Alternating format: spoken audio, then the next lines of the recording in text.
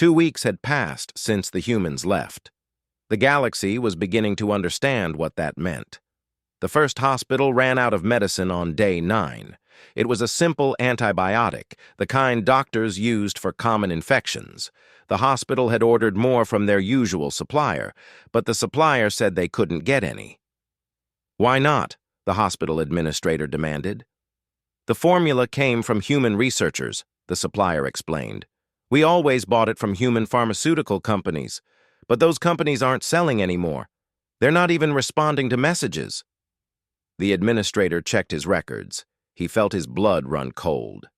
70% of his medicines came from human sources. Antibiotics, pain relievers, cancer treatments, vaccines. All of it developed by human doctors and scientists.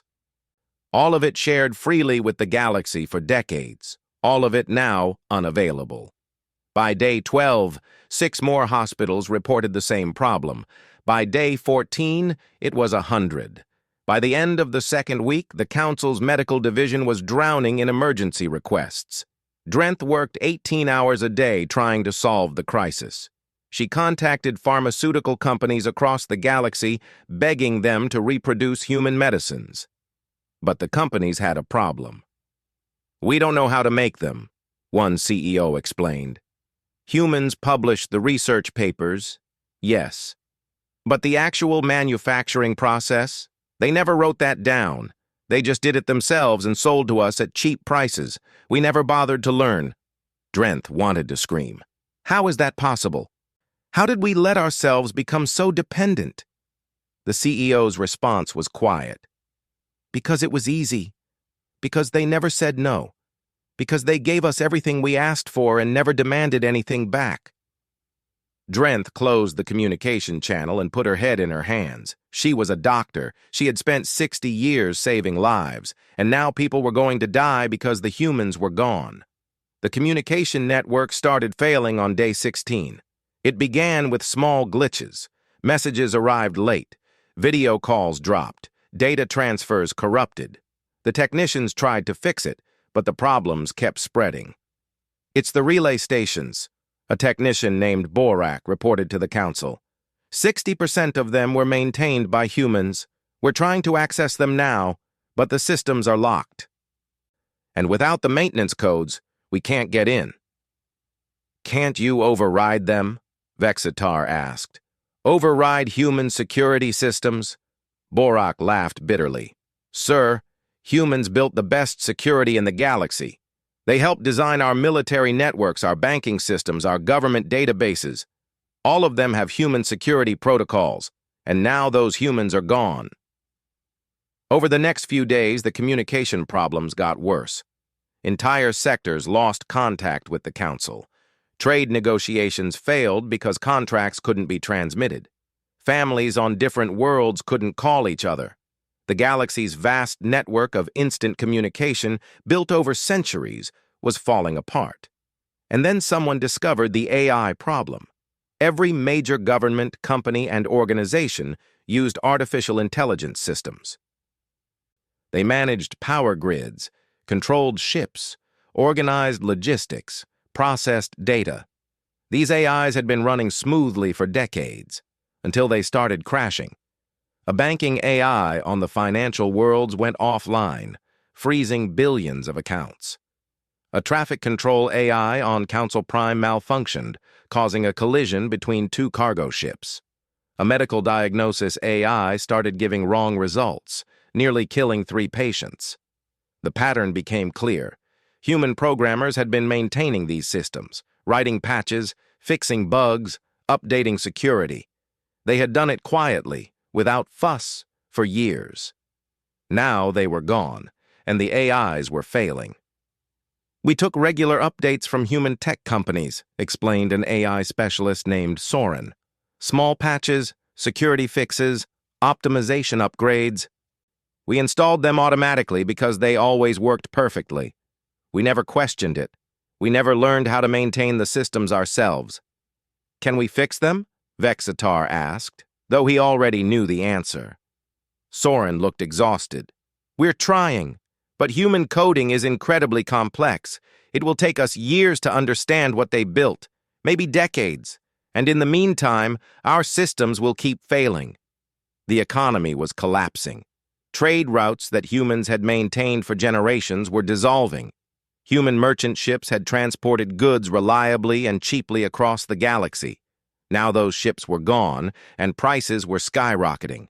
Food became scarce on industrial worlds that couldn't grow their own. Ore shipments from mining colonies stopped arriving at factories. Luxury goods sat in warehouses because no one could afford to ship them. One delegate stood up in the council meeting and said what everyone was thinking. "We're falling apart. 2 weeks, just 2 weeks without humans, and we're falling apart." The pirate attack started on day 18. The Outer Rim had always had pirates, but human patrol fleets had kept them contained, responding quickly to distress calls, protecting merchant ships, guarding colony worlds. Those fleets were gone now, pulled back to Earth space. The pirates noticed immediately. Attacks increased by 400% in the first week. Merchant ships were raided. Colony worlds were threatened. Stations on the frontier sent desperate pleas for help. But the Council's own military was spread thin, dealing with the communication breakdowns and system failures. "Where are the human ships?" one colony governor begged. "They always came when we called. Where are they?" No one had an answer. Vextar attended another emergency meeting. Every department head reported the same story. Crisis after crisis, system after system failing. The galaxy was bleeding, and they had no way to stop it. "How did this happen?" Vexatar asked the room. "How did we not see this coming?" Drenth spoke up, her voice heavy with grief. "We saw what we wanted to see. Humans were helpful, generous, kind. We took everything they gave and never asked ourselves what would happen if they left. We thought they would always be here." A young analyst named Kyung stood up nervously. She had been reviewing human contributions for the past week, and what she found terrified her. "I have the numbers," Kyung said. She projected them on the main display. The room went silent as they read. Humans had mediated 90% of interspecies disputes over the past century. Most of them never even made it to the council floor. Humans had solved them quietly, fairly before they became wars. Humans had provided disaster relief to 62 worlds in the past 10 years alone. Earthquakes, floods, plagues, reactor meltdowns.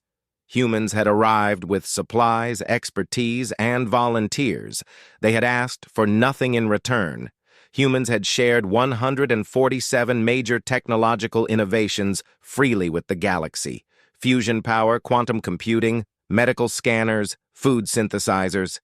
Technologies that other species would have sold for fortunes. Humans had just published the research and let everyone use it. Humans had maintained the infrastructure that held the galaxy together. Communication relays, trade routes, patrol fleets, research stations. They had done it so efficiently, so quietly, that no one had noticed. "They were holding us together," Kyung said quietly. "And we never realized it." The room was silent for a long moment. Then someone asked the question that everyone feared. "Why did they leave? What did we do?" Vextar thought back over the past months. There had been tensions, yes. Some delegates complained that humans were too emotional, too unpredictable. Some worried that human influence was growing too strong. There had been discussions about placing limits on human participation in council affairs, but nothing serious, nothing that would cause this. Or so he had thought. A message arrived that evening. It was from a frontier medical station, one of the few places where humans had worked alongside alien doctors. The message was simple, but it hit like a physical blow. "Plague outbreak, 300 infected, no cure available. The cure was a human formula. We tried to contact Earth. They did not respond. People are dying. Please help us." Drenth read the message 3 times. She knew that plague. She had seen humans cure it easily, quickly, with a simple injection. The formula had been published in human medical journals 20 years ago. She tried to recreate it. She had the research paper. She had the chemical formulas. She had a fully equipped laboratory. She failed. The research paper described what the medicine did, but not exactly how to make it. There were gaps, assumptions that human chemists would understand, but she didn't. She tried for 6 hours before admitting defeat. 300 people were dying, and she couldn't save them. She sent a message to Earth, begging for help. She didn't care about pride anymore. She just wanted the medicine. Earth didn't respond. That night, Vexitar stood in his office and looked at the galaxy map. Red markers showed crisis points. There were hundreds of them, spreading like a disease. 2 weeks. Just 2 weeks. And the galaxy was breaking. He thought about Ambassador Minho, the quiet, patient man who had always been there when needed, who had solved problems before they became disasters, who had given and given and given, asking nothing back. Vexitar had taken him for granted. They all had. And now Minho was gone, along with every other human. Gone back to Earth, behind whatever defenses they had built. Gone from the galaxy they had helped hold together for 2 centuries. "What did we do?" Vexitar whispered to the empty room. "What did we do to deserve this?" The stars outside his window had no answer, and somewhere out there, 300 people were dying because the humans weren't there to save them anymore. The first cracks had appeared, and Vexitar knew, with growing horror, that this was only the beginning. 1 month had passed. The galaxy was drowning. 3 wars had started in the past 2 weeks. Small conflicts at first, border disputes that would have been solved by a human mediator in an afternoon. But without humans, the disputes escalated. Words became threats. Threats became violence. Violence became war. The council tried to mediate. They failed. None of them had the patience that humans possessed, the ability to listen to both sides for hours until a solution emerged. None of them had the neutral standing that humans commanded, trusted by all because they asked for so little. Ships burned in space, colonies were bombarded, millions of people became refugees, and the council could do nothing but watch. Food shortages spread across industrial worlds. The agricultural technology that fed billions came from human research. Advanced fertilizers, weather prediction, crop engineering, efficient farming machines, all of it developed by humans and shared freely. The galaxy had the research papers, they had the designs, but knowing something worked and actually making it work were very different things. Crops failed, shipments stopped, people went hungry. On Council Prime, Vexitar had aged 10 years in 1 month. He looked at reports of disasters spreading like fire across the galaxy and felt helpless. Every solution they tried failed. Every attempt to replace human systems fell short. "We need to understand why they left," he said during another emergency meeting. "We keep treating the symptoms, but we don't know the disease. What made them leave? What did we do?" A junior analyst named Mina spoke up. She had been reviewing council records for weeks, searching for the answer. "I think I found something. From 6 weeks ago, session number 4729. She pulled up the record. It was a closed session, one that only senior council members attended. Vexitar had been there, so had Drenth and 50 others. "What was discussed?" asked another counselor. Mina's voice was quiet. "Humans." The topic was humanity's status in the council. The room went silent. Vexitar felt his heart sink as the memory returned. Yes, there had been a special session. He remembered now. How had he forgotten? "Play it," Drenth said. Her voice was hollow. The recording started, the council chamber filled with voices from 6 weeks ago. Vexitar heard himself speaking, and shame burned through him. "We need to discuss the human problem," his recorded voice said. "Their influence has grown beyond acceptable limits. They control too much of our infrastructure. They are involved in too many critical systems. This creates a dangerous dependency. Other voices joined in. Humans are too emotional, too unpredictable. They let feelings guide their decisions. They are too quick to intervene, too eager to solve problems that are not theirs.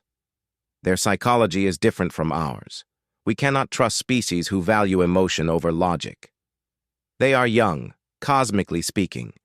They have only been in space for 300 years. Perhaps they are not ready for equal standing with species who have traveled the stars for millennia. The recording continued. Proposal after proposal. Limit human access to council networks, restrict human participation in mediation, reduce human representation in committees, place humans under supervision, and then came the vote. I propose we reclassify humanity as a ward species, said Councillor Thex, a senior member from one of the oldest civilizations. This status will acknowledge their contributions while recognizing their limitations. They will remain members of the Council, but will not have full voting rights.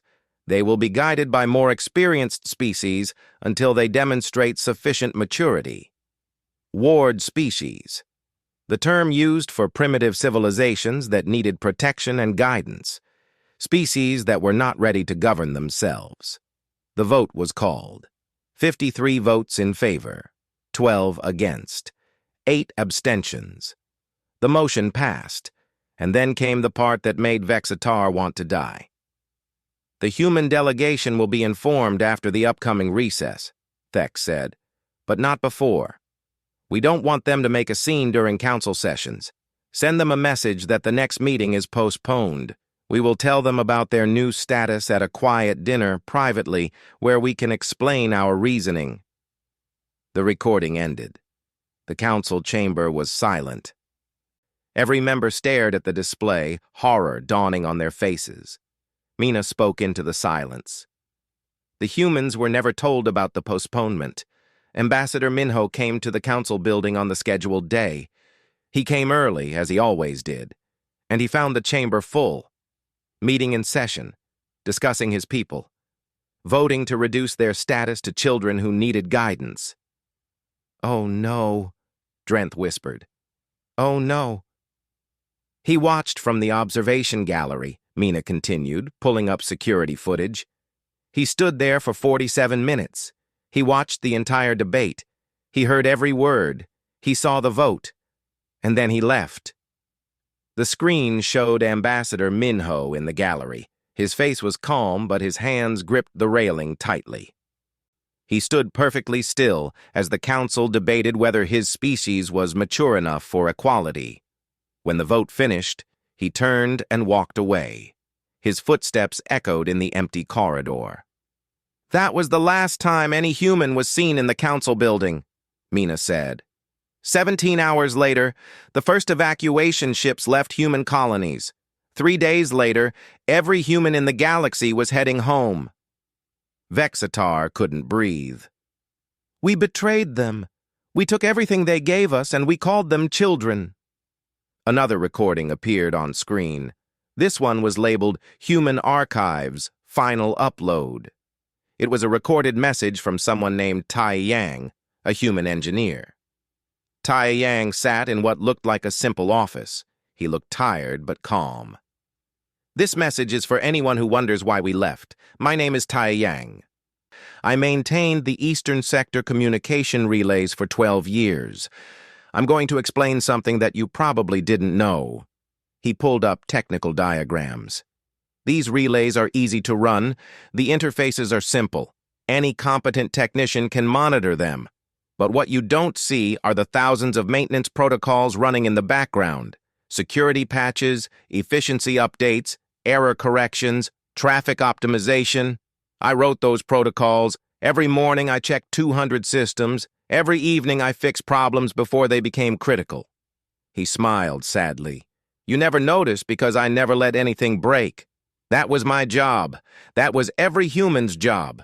We fixed problems before you knew they existed. We gave you innovations before you knew you needed them. We did this because we believed in cooperation. We believed in friendship. We believed in building something better together." His smile faded. "But you never saw us as partners. You saw us as convenient, useful, like tools that worked well and asked for nothing. And when you decided we were becoming too useful, too necessary, you didn't think to thank us. You thought to control us." Tae Yang stood up. "So we're leaving. Not in anger, not in revenge. We're leaving because we finally understand. Respect cannot be demanded. It cannot be forced. Either you give it freely or it doesn't exist. You had 200 years to give it. You chose differently." He walked toward the camera. "These are the maintenance protocols for the Eastern Sector. The access codes, the system architecture, the troubleshooting guides, everything you need. We're not sabotaging anything. We're just not fixing it anymore. Good luck." The recording ended. Another file opened automatically. This one was from Nari, a human xenobiologist. She sat in a laboratory surrounded by equipment and research papers. "I've spent 30 years studying alien diseases," Nari said. "I've published 462 papers. I've helped develop cures for 43 plagues. My work has saved approximately 17 million lives across 36 species." She held up a data pad. "This is my final paper. It's titled In Gratitude and Farewell. It summarizes everything I've learned. It lists every species I've helped save. And it explains why I'm not publishing any more research." Her eyes were sad but firm. "Knowledge is a gift. For 30 years, I gave that gift freely. I shared every discovery, every breakthrough, every cure. I did this because I believed we were all working together to make life better for everyone." She set down the pad. "But gifts only have meaning when they're appreciated. When you vote to treat the gift giver as a child who doesn't know better, who needs supervision, who isn't mature enough for respect, then the gift becomes something else. It becomes tribute, payment from the weak to the strong, and I will not participate in that relationship." Nari stood. "My research belongs to humanity now. If you want it, you can negotiate for it, as equals.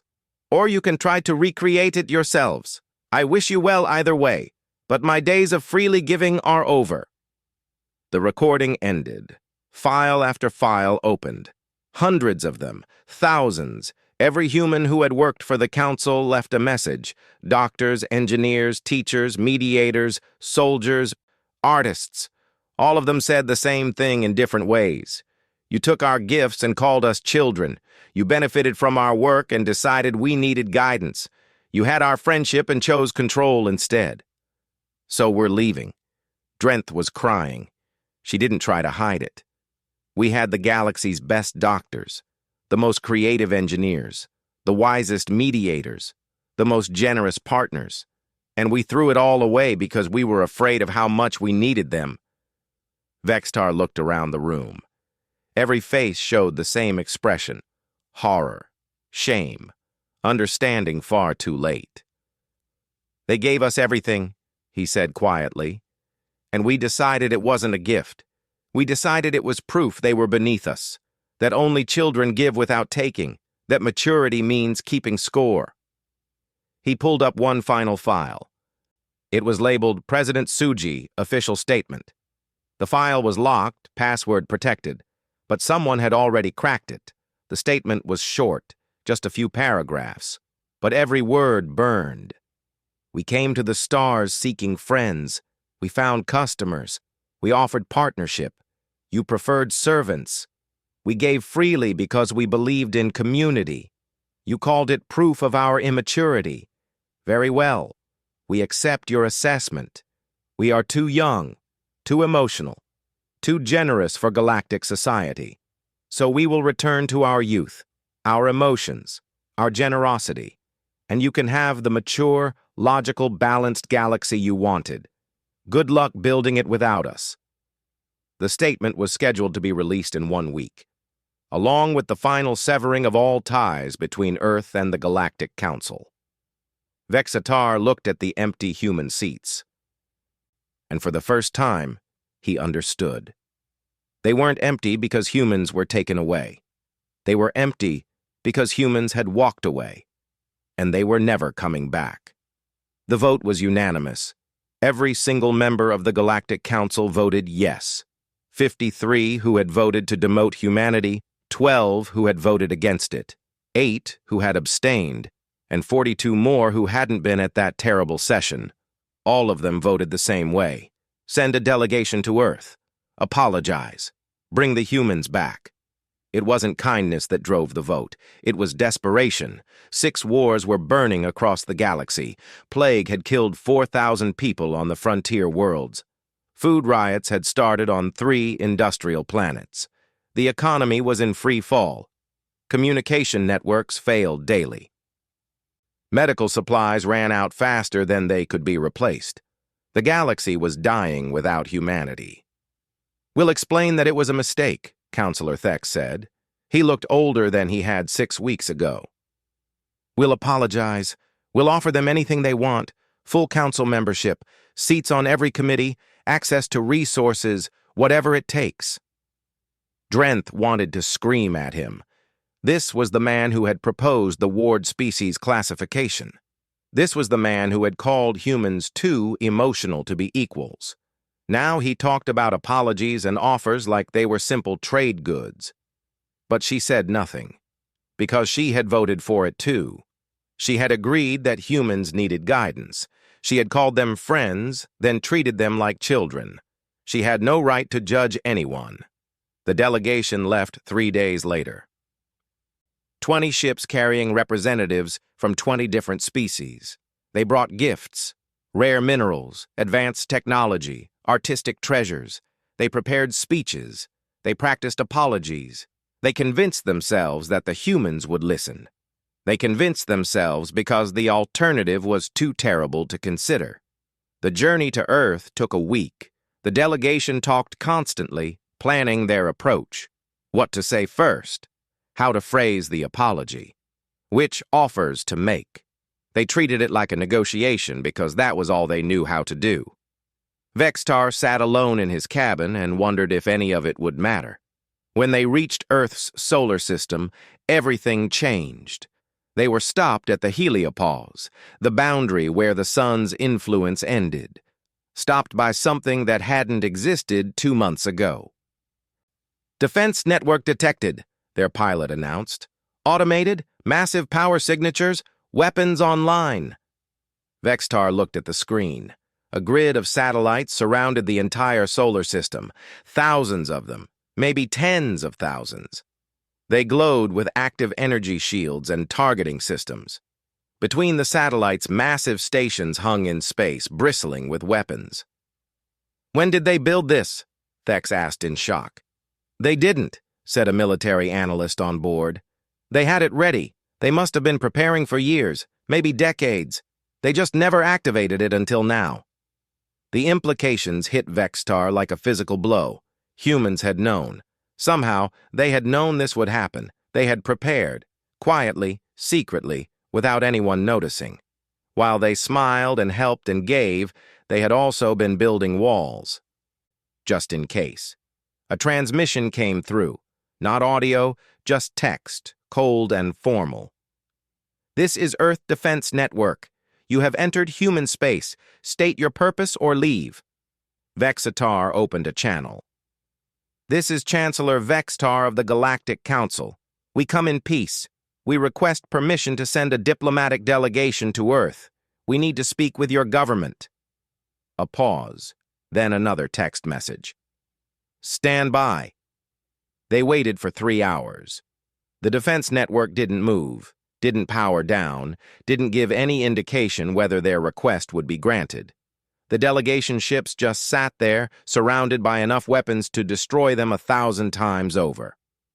Finally, another message came. "You may transmit your message. You may not approach Earth. You may not enter the inner system. You have 1 hour. Not even a meeting, just a transmission. Speak your piece and leave." Vextar wanted to argue, wanted to demand a proper diplomatic reception, wanted to insist on the respect owed to the Galactic Council. But he had no right to demand anything, so he prepared his message. They broadcast from the lead ship. All 20 delegates appeared on screen together. They wore formal diplomatic attire. They tried to look dignified, respectful, apologetic. Vextar spoke first. People of Earth, government of humanity, we come to you in humility and regret. We have wronged you. We have betrayed your trust. We have taken your friendship and responded with insult. He detailed what happened. The secret session, the vote, the plan to reclassify humanity. He didn't make excuses. He didn't blame anyone else. He just stated the facts and admitted the fault. We were wrong, he said simply. We were blind, arrogant, and foolish. We saw your generosity as weakness. We saw your kindness as immaturity.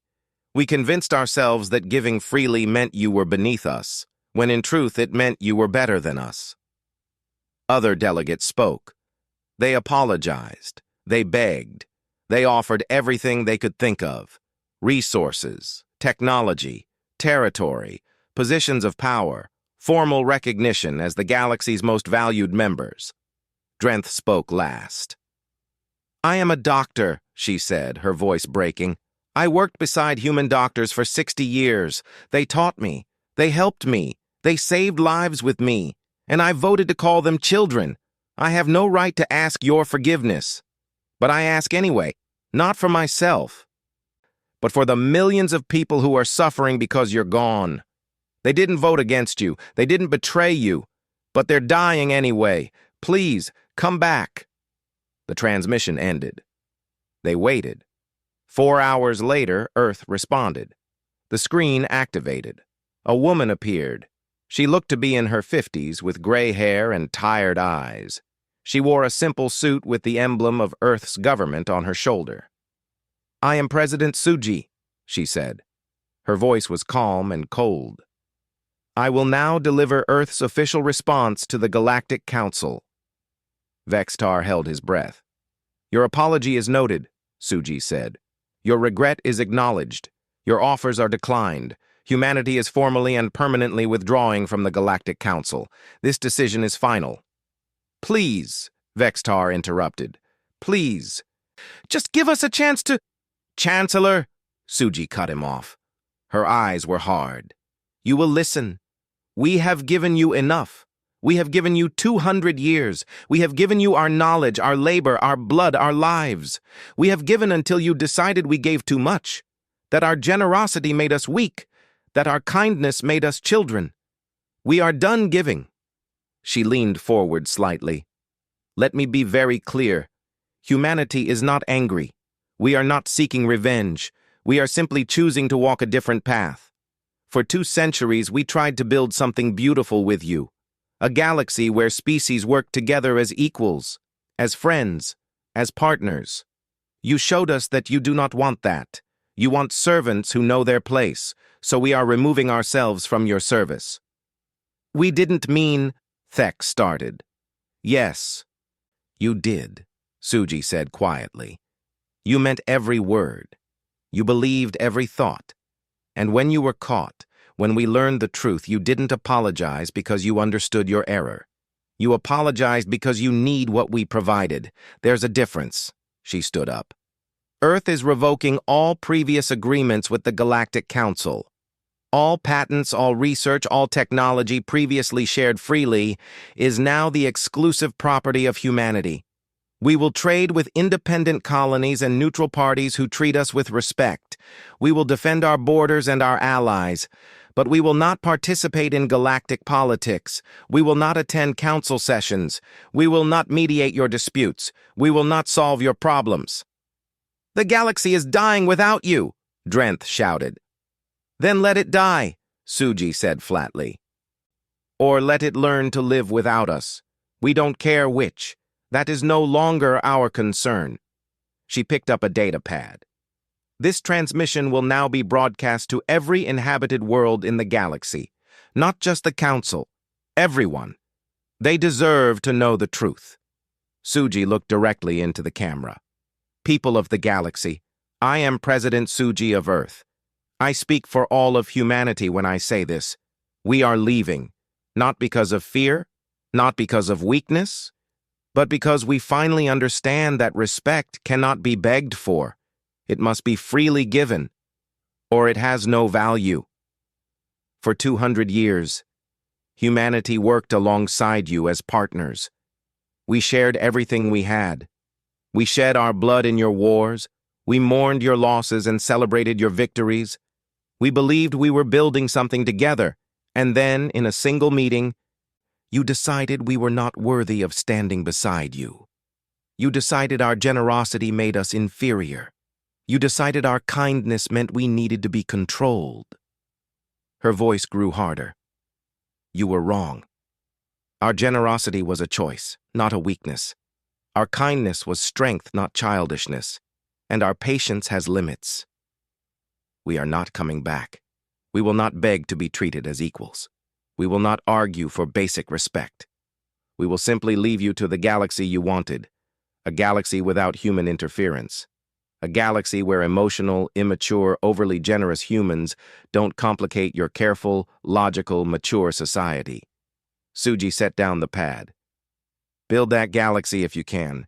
We hope you succeed, but build it without us. Humanity is going home, and the door is closing behind us. The transmission ended. Vextar stared at the blank screen. Around him, delegates sat in stunned silence. Somewhere, that message was being broadcast to trillions of people. Soon, everyone would know. Everyone would understand. The humans weren't negotiating. They weren't playing politics. They had made their choice, and nothing the Council could say would change it. Return to Council Prime, Vextar said quietly. His voice was hollow. There's nothing more we can do here. As they turned away from Earth's solar system, Vexatar looked back one last time. The defense network glowed in the darkness. Strong, impenetrable, final. The door had closed, and humanity stood on the other side, free and unreachable and done with them forever. The delegation flew home in silence, carrying the message that would break the galaxy's heart. The humans were gone. And they weren't coming back. 5 years had passed since the humans left. The galaxy had survived. Barely. The Galactic Council still existed, but it was a shadow of what it had been. 3 member species had left to form their own alliance. 7 more talked about leaving. The council meetings were tense, full of arguments that never reached solutions. Without human mediators, every dispute became a battle. Without human patience, every negotiation became a war of stubbornness. Wars still burned in the outer sectors. The fighting that started 2 months after the humans left had never stopped. Peace treaties failed. Ceasefires lasted weeks before breaking down. Millions had died. Billions had been displaced. No one could make the sides talk to each other the way humans had. No one had that gift. Medical technology had regressed. Diseases that had been cured decades ago were killing people again. Researchers tried to recreate human medicines, but they lacked the understanding. The research papers only told part of the story. The rest had been in the minds and hands of human doctors who were gone. Drenth had spent 5 years trying. She had devoted every waking hour to understanding human medical techniques. She had failed at almost everything she attempted. The few successes she managed were simple things that humans would have done in minutes. She was old now. Too old. Her time was running out. And she would die knowing she could never match what humans had given freely for 2 centuries. The economy had partially recovered, but it operated at maybe 60% of what it had been. Trade routes were less efficient. Shipping was more expensive. Innovation had slowed to a crawl. The galaxy had been standing on human shoulders without realizing it. Now that those shoulders were gone, everything was harder. Council Prime Station itself looked different. Sections that humans had maintained now showed decay. The gardens where human children had played were overgrown and dying. No one else knew how to care for Earth plants. The human quarter was sealed off, left exactly as humans had abandoned it, a memorial to what was lost. Vextar still served as chancellor, though he didn't know why. He had submitted his resignation 4 times. Each time, the council voted to keep him. Maybe they thought he deserved the punishment of leading a broken galaxy. Maybe they just didn't care anymore. He looked older than he should. Stress had aged him rapidly. He spent his days managing crises that shouldn't exist, solving problems that humans would have prevented, watching the galaxy struggle with challenges that used to be simple. At night, he stood in the council chamber and looked at the human seats. They were still empty. No one had tried to fill them. They sat there like wounds that refused to heal. A young woman named Do-Yun walked through Council Prime Station on a cloudy afternoon. She was human, the first human visitor to the station in 5 years. She was 23 years old, born after the withdrawal. She had never seen the galaxy her parents and grandparents had helped build. She came for personal reasons. Her grandmother had died, and the funeral had been held on a colony world nearby. Do-Yun decided to stop at Council Prime on her way home, curious about the place she had heard so many stories about. She walked through the corridors and saw the decay, broken lights that no one had fixed, malfunctioning doors, dirty floors. The station was functional but neglected. It reminded her of old buildings on Earth that people had stopped caring for. A young alien approached her nervously. He looked to be in his 20s, around her age. "Excuse me, are you human?" Do-Yun nodded. "Yes, I'm Do-Yun." The alien's eyes went wide. "My name is Krell. I'm sorry to bother you, but I have to ask. Are humans coming back? Will they help us again?" Do-Yun looked at him. She saw hope in his face, desperate and painful. "I don't know," she said honestly. "That's not my decision. I wasn't even born when we left. But you must know something. Your government, your people. Do they talk about returning?" "Sometimes," Do-Hyun said carefully. "But mostly they talk about how happy we are now, how peaceful things are, how we don't miss the constant work, the endless requests for help, the expectation that we would solve everyone's problems." Krell's face fell. "So you won't come back?" "I didn't say that. I just said it's not my choice." Do-Hyun looked around the station. "Why do you want us back so badly?" "Because everything is falling apart," Krell said quietly. "I'm a technician. I try to maintain the station systems. But I don't understand half of what I'm doing. The systems were built with human help, designed with human logic, maintained by human engineers. I follow the procedures they left behind, but I don't really understand them. And when something goes wrong that's not in the manual, I can't fix it." He gestured around. "You see this decay? This is everywhere. On every station, every colony, every world. We're trying, but we don't know what we're doing. We need teachers. We need guides. We need humans." Do-Hyun felt sad for him. "I'm sorry. I really am. But my generation doesn't know how to teach you those things. We grew up on Earth, focusing on our own society. The knowledge exists, but the people who wanted to share it freely are gone, or too old now, and even if they weren't, I don't think they would." "Why not?" Krell's voice broke. "Don't they care that people are suffering?" "They care," Do-Yun said softly. "But they also remember being called children, being told they needed guidance, being classified as too immature for equality. That pain doesn't go away just because you need help." Krell slumped against a wall. "We were so stupid, so incredibly stupid." "Yes," Do-Yun agreed. "You were, but so was my grandparents' generation for giving without limit. They gave until you took them for granted. They gave until you thought you deserved everything they offered. Both sides made mistakes." She touched his shoulder gently. "Maybe in a few hundred years things will change. Maybe humans will feel differently. Maybe the Council will truly understand what it lost.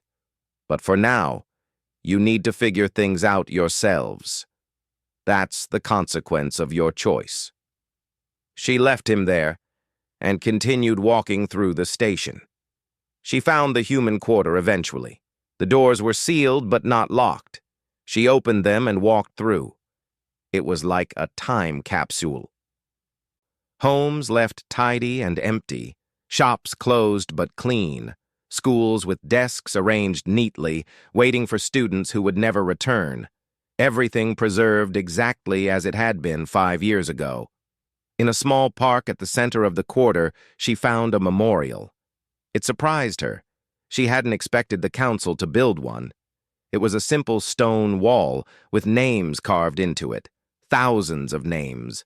Every human who had died in service to the Galactic Council over 200 years. Soldiers, diplomats, doctors, engineers, teachers, aid workers. All of them listed carefully, respectfully. At the bottom, an inscription in dozens of languages. They came in friendship.